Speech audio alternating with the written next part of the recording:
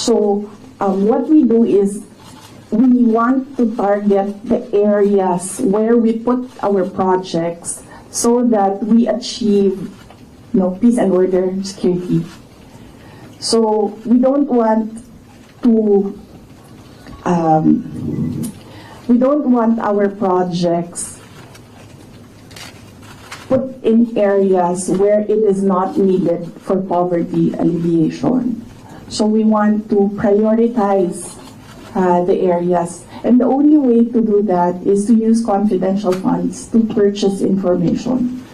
So where are the target areas? We need that so that our projects will serve these areas. So that's why we needed the confidential funds. In the Department of Education, there is a correlation as well of the education and national security. In fact, that is one of there is a correlation as well of education and national security. There are so many threats to education, not just insurgency, and threats to Department of Education personnel and students as well. And we wanted to target projects of the Department of Education as well in the most vulnerable areas and schools. That is why we needed confidential funds. It's all about national security. And the position of the Office of the Vice President and the Department of Education is that national security is a holistic concept. It's not just one, territorial defense, sovereignty. No, national security is about food security. It's about quality of education. It's about poverty alleviation and everything else that we need to do as a country to get us out of this poverty rut. Right, but you are in the NTF-LCAC, so couldn't have your offices work with the NTF-LCAC as well as other government agencies that actually have national security mandates? In the NTF-LCAC, they are only about ano yung meaning ng LCAC? And local armed conflict. And local community armed conflict. And local, LCAC. So that is very specific to that local conflict and communism. So as I said, the projects and the programs of OVP target poverty alleviation, and there's so many factors affecting poverty. And there are so many threats to education, not just insurgency. But there are also other government agencies with national security mandates that you can work with, your offices can work with. Yes, that is true, but we work far faster if we are allowed to purchase information and target our projects immediately on the certain school or certain barangay or certain municipality. We move faster if we can target our projects. Okay. Going back to the confidential funds, that was also part of the confidential funds, but the names that are being verified by the Philippine Statistics Authority, I know you said that you can't explain because they're confidential in nature, but maybe just a yes or no, because other names have cropped up. Aside from Mary Grace Piatos, we have Chippy McDonald, Fernando Tempura, Carlos Owishi, Raymunda Nova. These were mentioned in a column at the Philippine Star, and Joel Chua, Congressman Joel Chua was quoted. Are yes or no, are these code names? Nakalimutan ko yung sagot ko. Sandali. I cannot explain confidential funds because it will entail explaining intelligence operations. And there is a law that prohibits officials who gather information because of their office to divulge it in public. So it's the Anti-Graft and Corrupt Practices Act. There is a specific provision of law. You cannot divulge confidential information that you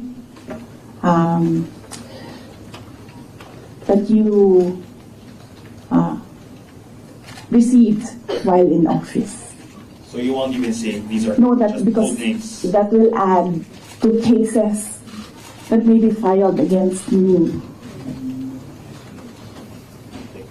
One last, sorry. Yes. Why the choice of a letter submitted to the NBI instead of an affidavit? Wait, hold on. I can answer. I can give you a very short answer with regard to ARs. I had nothing to do with the preparation of ARs. It went down to the grassroots level. So I had nothing to do with preparations of ARs. I was up here in the structure and money went down for information. So you have no knowledge why all these names were used in the acknowledgement receipts? In the first place, we do not even know if these are ARs which came from DepEd or OVP to COA, because there's a chain of evidence supposedly.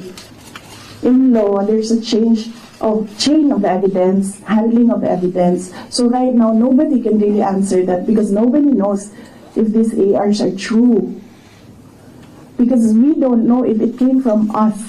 That's what they're saying. That's what they're alleging. Yes, that's what they're saying. Came from the OVP, submitted to COA. Yes, but there is a legal process in the custody of evidence. So right now, we really cannot say if the ARs came from us because the ARs that are with us has not been checked with the ARs that are with them.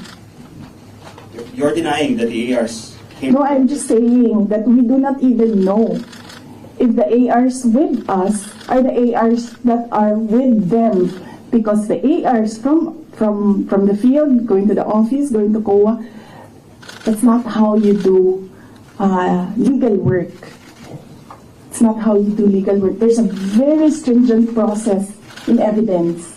That is why even if there is no law prohibiting a person from divulging confidential information, person cannot answer that because we do not know if that paper that they're holding was a paper that came from the OVP and DepEd. Because there was no marking of exhibits. That was what I was telling Congressman Chua. You cannot ask the OVP personnel to say yes or no to an exhibit that is not marked as real and true, as correct, and as a faithful reproduction of the evidence of the office. So would your offices then be willing to certify it? No, because there is no question about that. From the Commission on Audit, it's only a congressman saying that this paper and asking what is this paper about. There is no case. And that is to ask that about the paper is the sole jurisdiction of the Commission on Audit. Okay. So then if the Commission on Audit asks, That is what I was saying. We have been fully cooperative with the Commission on Audit. Everything that they asked for, we submitted. That is why there was a partial disallowance only. And even then, we are not yet finished with the process because we can still submit documents that are required by the Commission on Audit.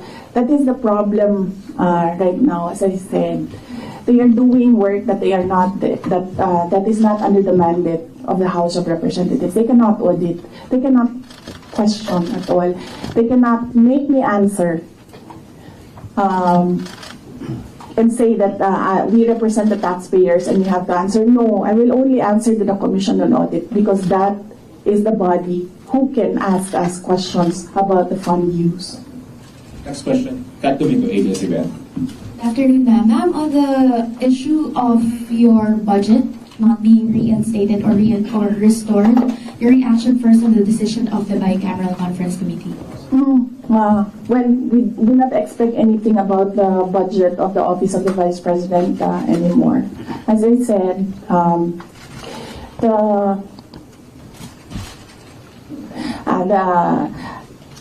before I was saying that I am not a problem. I've been saying that I am not a problem. The problem of the Philippines is kahirapan, kagutuman, corruption, and all the other peace and order issues. But it is clear right now that they consider me as the problem already. So I will not help them solve the problem. Ma'am, a follow-up question. It's nearly January already. Your office will be filing a new budget request for 2026. How much do you intend to ask from Congress for 2026? We've not discussed that. We need to wait for the budget call because the budget call outlines the rules of your proposal for budget for your office. So we need to read the budget call before we can sit down and discuss a budget proposal for the Office of the Vice President. Ma'am, at top of mind, are you still considering to hike the 733 million, or will you be happy operating on the same expenses in 2026? I cannot answer that because there are rules. They usually put conditions in the budget call, and we really need to read the budget call to draft a proposed budget. Last two questions. Well, just to follow up on the budget, in the previous interviews, you said that you cannot give a definite answer on what will happen with regards to your satellite offices, given that the budget was not final at that time. But given that the BICAM already decided not to reinstate your original proposal of 2 billion, what would happen to your satellite offices? There are around, I think, 10 satellite offices across the country. Yes. We have to see if we can continue with the projects that they are implementing. We need to see if the projects are still there, and then if they can still implement the projects. So that is something that we have to discuss with the execom of the Office of the Vice President. Ma'am, nandun po ba yung possibility of shutdown? And then ano po yung nasabihan na po ba yung mga affected personnel just in case na magsha-shutdown nga po mga satellite offices? Galing sa central office ng Office of the Vice President, wala kaming sinabi sa kanila. Pero since nababasa naman nila sa media yung nangyayari sa budget, I am sure that they are preparing themselves as well. Question, ma'am. Easy to wait. Ma'am, good afternoon, please. Ma'am, it was mentioned before na kung pull out yung security na papalitan. Meron na po bang update dito? Tsaka sumulat po ba kayo sa AFP regarding this?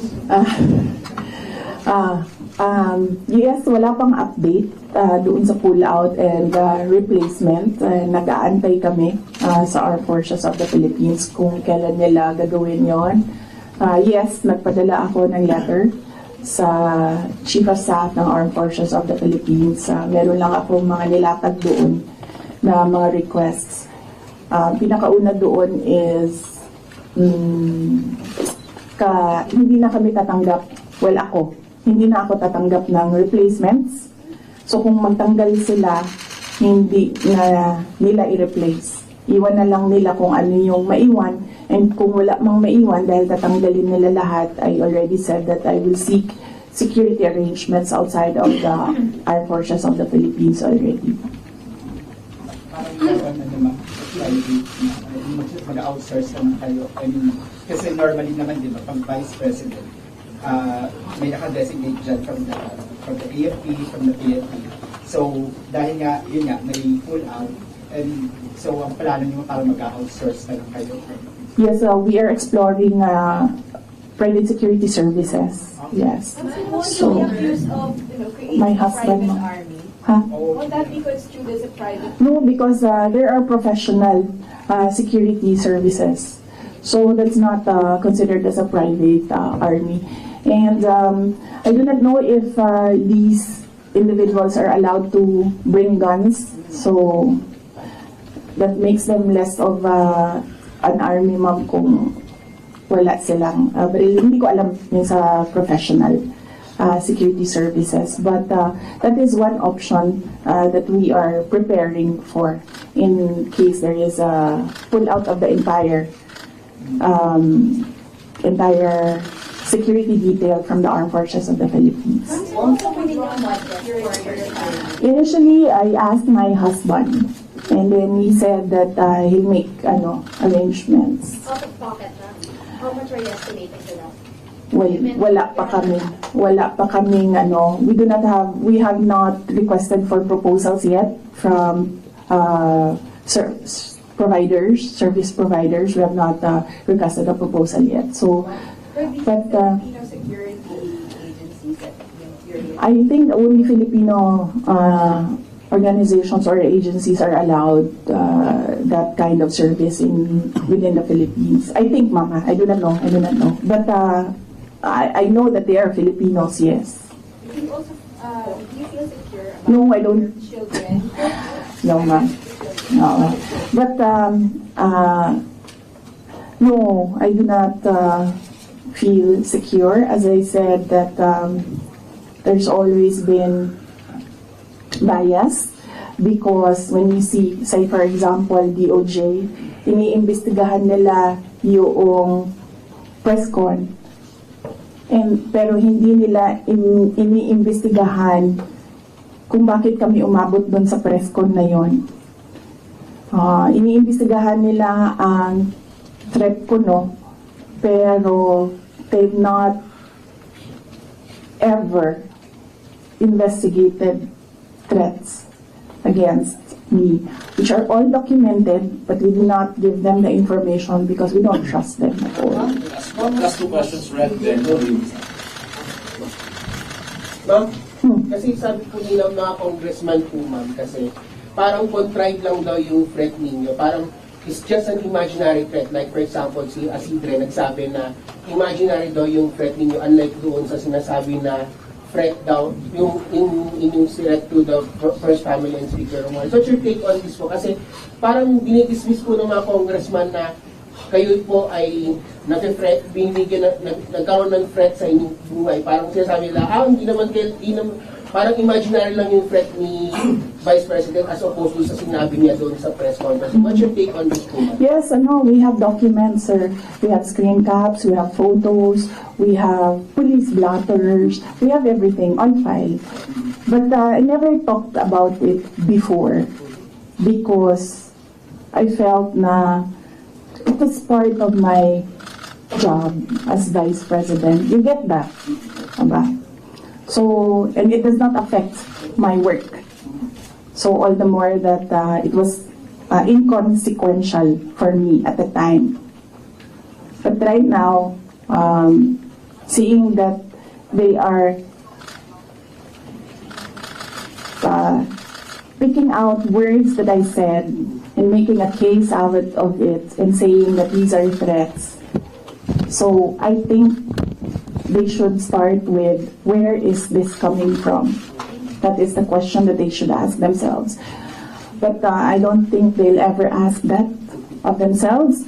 So we'll just move on to the cases and the impeachment and whatever will come in the new year.